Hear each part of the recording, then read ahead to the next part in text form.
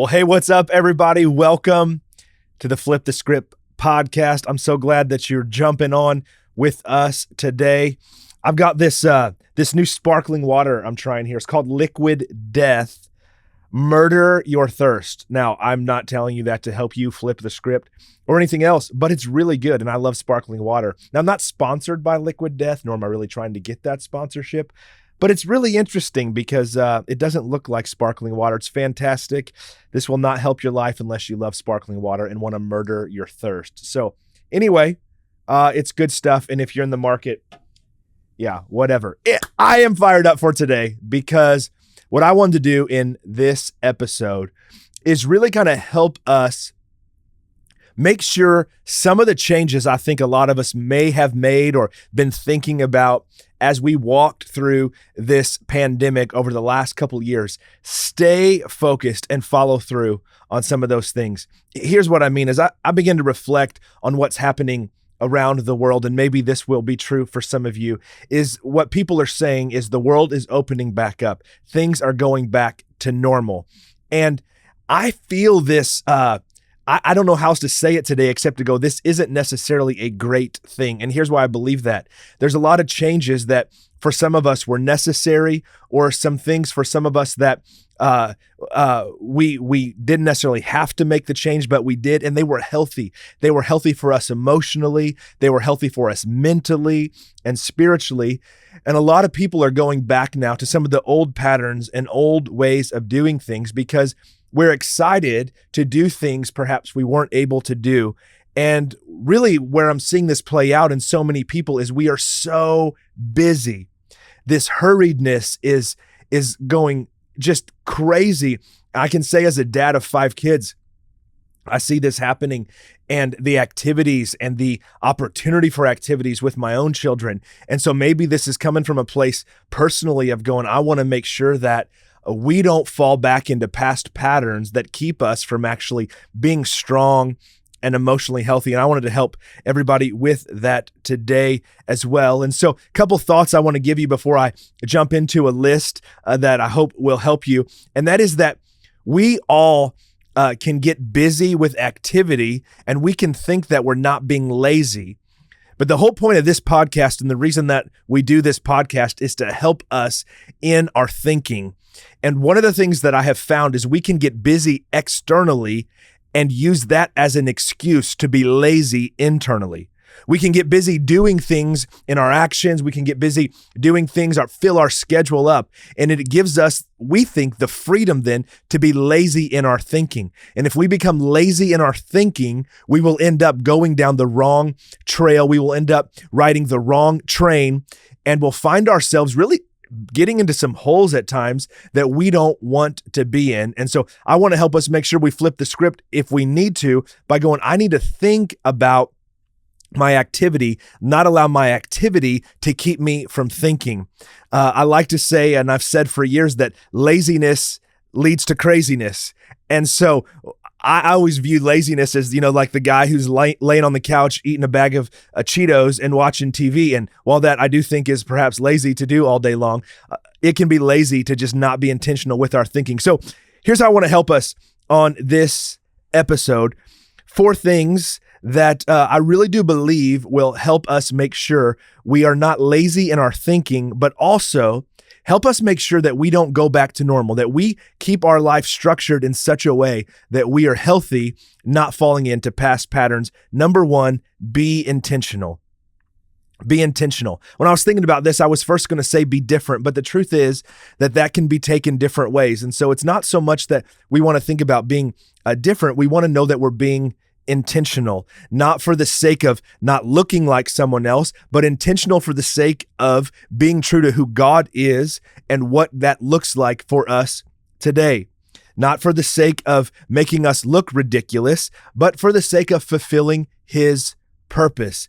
What I've discovered is that most of us are not intentional. Most people, most students, we aren't intentional. We're not intentional with as adults. We just kind of go through life, right? We fill our days and our schedules, and we're not intentional. So in order for us to make sure we don't fall back into past patterns, or for some of us today, we need to break out of those past patterns. This is a pause moment. It's spring. We see the change of the season. The flowers are blooming. The allergies are driving a lot of us insane. And it's a moment to be intentional and to understand, what am I going to do this spring and summer?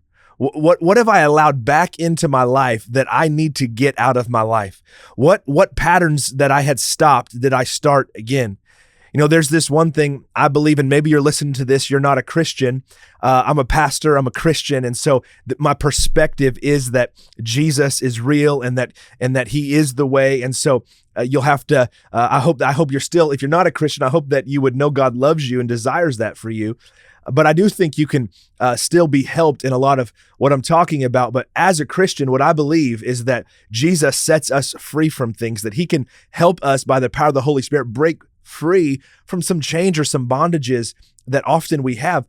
But the temptation is to pick back up something that we've been set free from. And so the way we keep from doing that is being intentional. Second thing I think will really help us that we would have as a regular part of our life is that we would say no.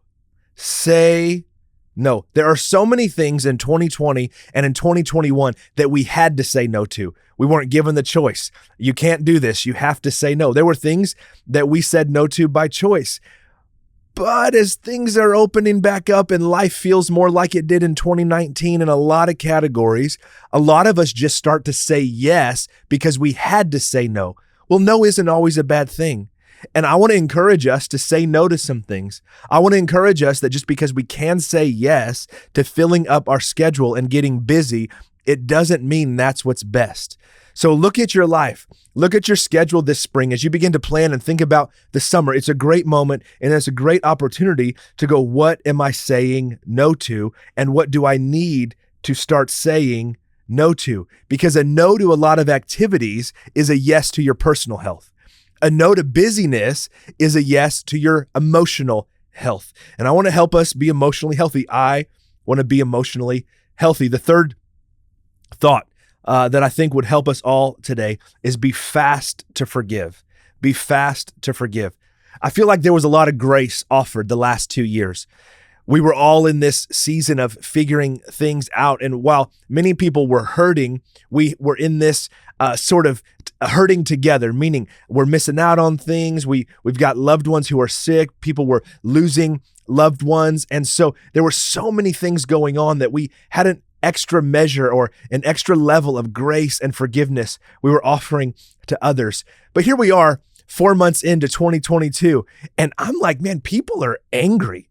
I just feel so many people are more on edge even now than maybe we were 2 years ago. And I think that's a result of getting busy. I think that's a result of losing focus of where our focus should be. And I want to encourage us, in order to help us be healthy, to make sure our minds are functioning the way they are supposed to, let's be so fast to forgive.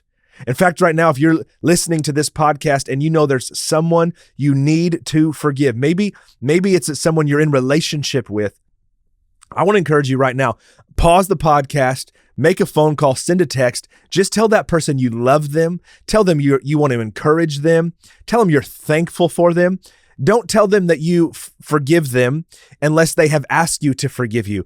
Here's why. When we tell somebody that we forgive them and they don't know they need forgiveness, it's actually self-serving for us and not helpful for them. So let's make sure, if that's what you're feeling today, that you would just let them know you're thankful for them. But personally, release that. You don't have to carry something you were never intended to carry. Let's be fast to forgive.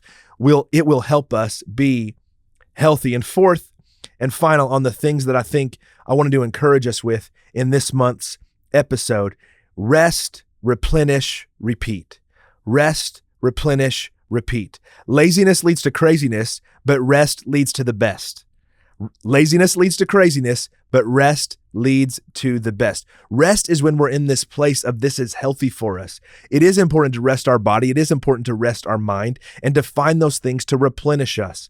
I know for me as a pastor, just coming off of Easter, one of these big, massive weekends, it was so encouraging to see all the people at church and to see people putting their faith in Jesus, people being water baptized, all these things that come with this big event and this excitement. I don't know what a big event or excitement is looking like for you these days, but what I know is that as we have these kind of mountaintop moments, if we're not careful, we will quickly find ourselves depleted. If we're not careful, we'll find ourselves just trying to get to the next mountaintop. And the problem with that kind of lifestyle is if we just keep trying to get to something higher and higher and higher, we'll end up burning out. And so when we have a really big kind of mountaintop experience, when we have something really exciting, our next step needs to be this moment of rest, replenish, and then we need to repeat that. So we rest, replenish, and then we might have another, exciting moment. Then we need to repeat the rest and replenish. Stay in this place. Know what feeds you. Know what feeds your soul, what feeds your emotions.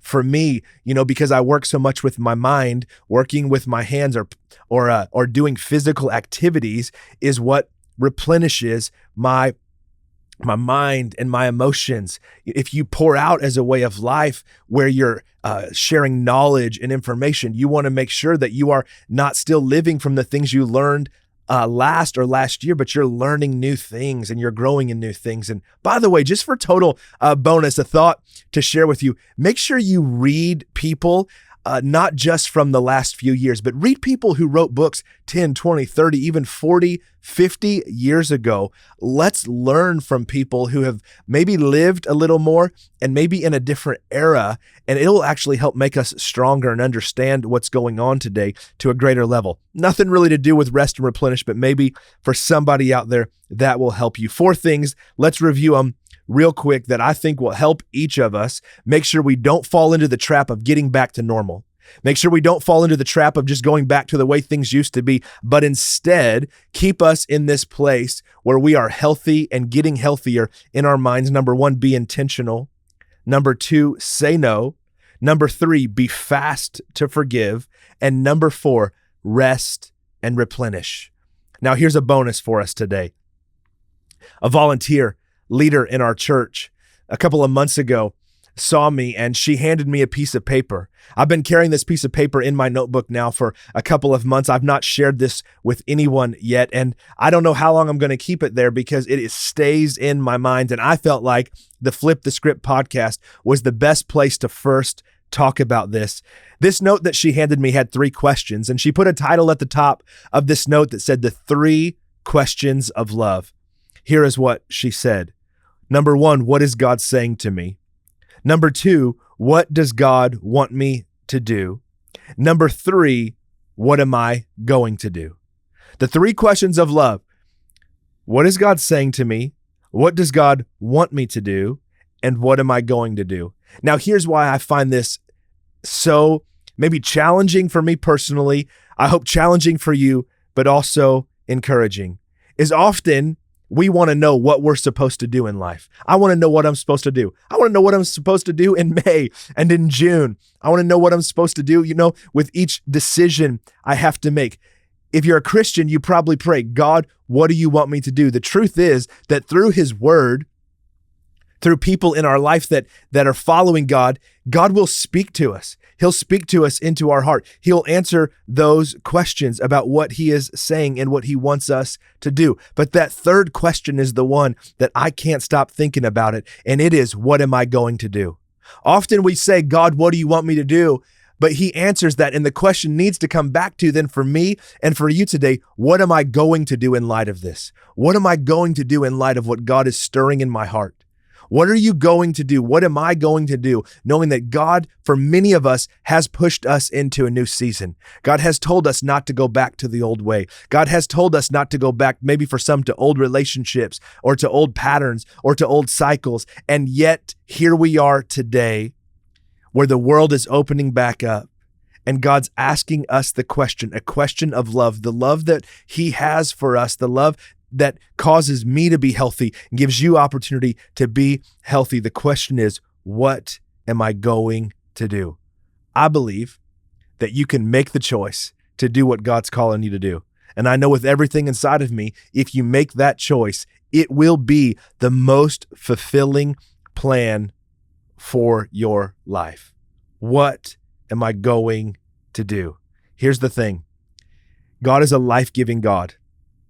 And if the script you're living from is not life-giving, it's not from God, and you can flip it. He's a life-giving God. And if the script that's going on in your mind is not life-giving, it's not from God, and you can flip it. Whatever's true, whatever's honorable, whatever's just, whatever's pure, whatever's lovely, whatever's commendable, if there's anything that is excellent, anything praiseworthy, think about those things. By the power of God, we can have life-giving thoughts. We can flip the script when it's not. We can do what he's told us to do and not go back to old patterns, but instead, you and me together, we can live the life God intended us to, set apart, making a difference today. Thanks again for listening to the Flip the Script podcast. If you haven't already, we would love for you to subscribe on whatever platform you listen or watch podcasts on. And if this episode encouraged you or helped you in any way, please leave a review and share this with your friends. Tell your friends about this podcast. And also, please email any questions or inquiries to info@flipthescriptlife.com. Thanks so much, and we'll see you next time.